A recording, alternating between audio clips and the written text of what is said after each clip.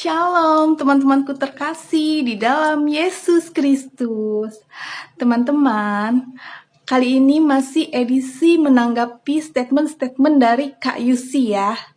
Nih, statementnya ada di atas sini. Aku akan menanggapinya.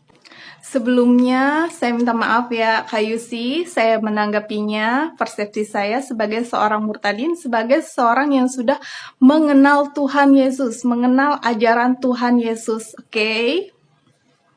Tanggapan saya di statement Kak Yusi yang pertama adalah, ya, Kak Yusi coba tunjukkan di mana ayat di dalam Alkitab ya, yang menyatakan Tuhan Yesus adalah seorang nabi, ya, tolong tunjukkan.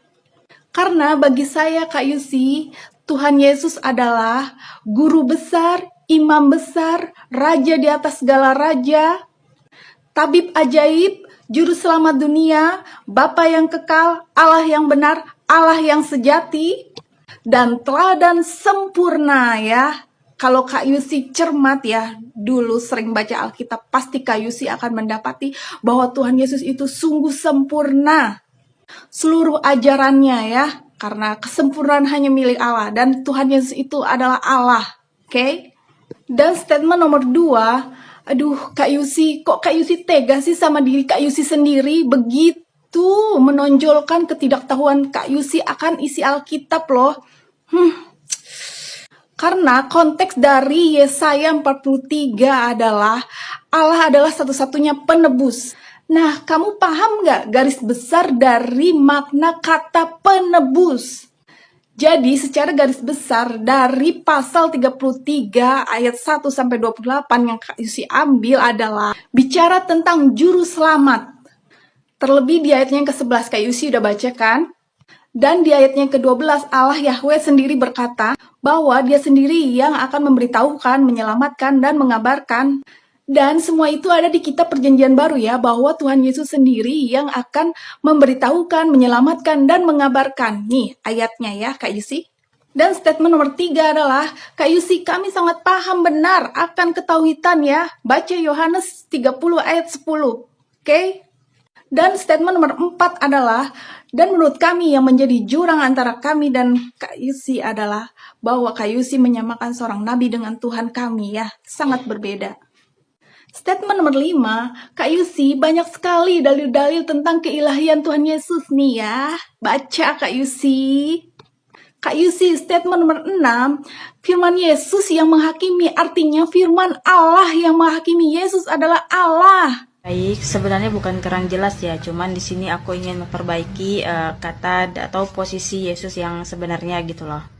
Tapi di sini kita sama-sama belajar aja ya. Di sini aku bakal mempresentasikan, membuktikan bahwa Yesus itu benar-benar nabi, bukan Tuhan, berdasarkan Alkitab atau Bible, untuk membuktikan bahwa Yesus itu benar nabi, bukan Tuhan. Siapa yang paling tepat menjelaskan status Yesus di dalam Alkitab? Tentu saja jawabannya Allah, Yesus, dan orang-orang yang hidup sejaman dengan Yesus. Tentu kesaksian Allah dan Yesus itu yang paling kuat. Kemudian kesaksian orang-orang yang hidup sejaman dengan Yesus. Di sini aku bakalan memulai kesaksian yang paling rendah dulu, yaitu orang-orang yang hidup sejaman dengan Yesus. Karena mereka yang bergaul langsung dengan Yesus, beda dengan orang-orang yang hidup 2000 tahun kemudian. Tentu kesaksian bergaul dengan Yesus, berbicara langsung dengan beliau, merekalah yang paling tahu siapa Yesus. Baik, kita baca di Matius pasal 21 ayat 11. Dan orang banyak menyahut, inilah Nabi Yesus dari Nazaret di Galilea. Ini tertulis di Injil Alkitab atau Bible ya. Lanjut, Markus pasal 14 ayat 65, lalu mulailah beberapa orang yang meludahi dia dan menutupi mukanya dan meninjunya sambil berkata kepadanya, hai Nabi, cobalah terka. Boleh ya nanti dibaca di dalam Alkitabnya. Jadi mereka yang hidup sejaman dengan Yesus mengatakan Nabi Yesus, tapi orang Kristen tidak mau mengatakan Nabi Yesus, tapi Nabi Isa. Kalau Yesus, Tuhan Yesus, tapi kalau di dalam agama Islam kita menyebutnya Nabi Isa. Selanjutnya Lukas pasal 24 ayat 19. Kepada mereka, apakah itu? Jawab mereka, apa yang terjadi dengan Yesus orang Nazaret? Dia adalah seorang nabi yang berkuasa dalam pekerjaan dan perkataan di hadapan Allah dan di depan seluruh bangsa kami. Lanjut, Yohanes pasal 7 ayat 40. Berapa orang di antaranya orang banyak yang mendengar perkataan-perkataan itu berkata, dia ini benar-benar nabi yang akan datang. Jadi orang-orang yang hidup sejaman dengan Yesus mengatakan Yesus itu adalah nabi. Aku lebih percaya orang-orang yang hidup sejaman dengan Yesus ketimbang orang-orang yang hidup 2000 tahun kemudian. Jadi ini kesaksian dari Yesus sendiri, ini derajatnya lebih tinggi ya, karena ini kesaksian dari Yesus sendiri. Aku belajar dari Alkitab. Injil itu terdiri dari 4, Matius, Markus, Lukas, dan Yohanes. Dan keempat-empat Injil ini semuanya Yesus mengaku dengan jujur dan polos bahwa dia itu nabi. Lalu mereka kecewa dan menolak dia.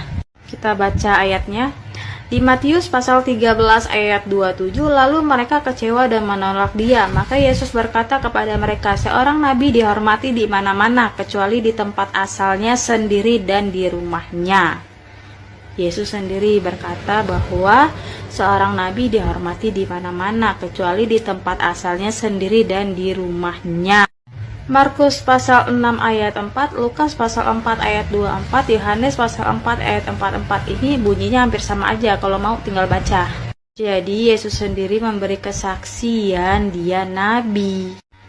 Injil Matius nabi, Injil Markus nabi, Injil Lukas nabi, Injil Yohanes nabi. Ini Yesus sendiri loh, lebih jelas ketimbang kesaksian orang-orang hidup zaman sekarang. Selanjutnya, Kisah Para Rasul pasal 5 ayat 29, tetapi Petrus dan rasul-rasul itu menjawab, katanya, kita harus lebih taat kepada Allah daripada manusia. Lanjut, di Markus pasal 12 ayat 29 jawab Yesus. Nih ya, jawab Yesus ya.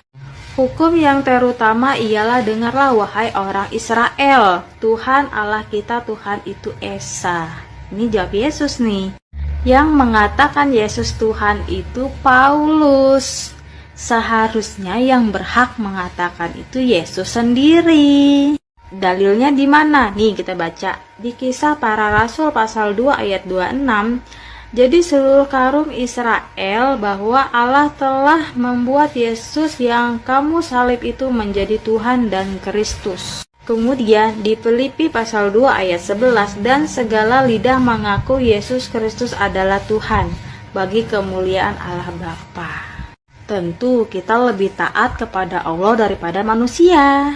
Tentu kesaksian Yesus lebih kuat, apalagi kesaksian Allah. Allah itu bukan manusia. Yuk kita baca. Di 1 Samuel pasal 15 ayat 29. Lagi sang mulia dari Israel tidak berdusta, dan ia tidak tahu menyesali, sebab ia bukan manusia yang harus menyesal. Nah, kemudian kesaksian Allah, tidak ada Tuhan selain dia di Ulangan pasal 4 ayat 35.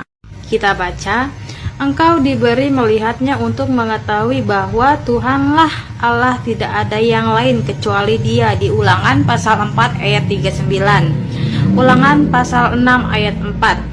Dengarlah, hai orang Israel, Tuhan itu Allah kita. Kesaksian manusia kita bisa menerima, tapi kesaksian Allah lebih kuat.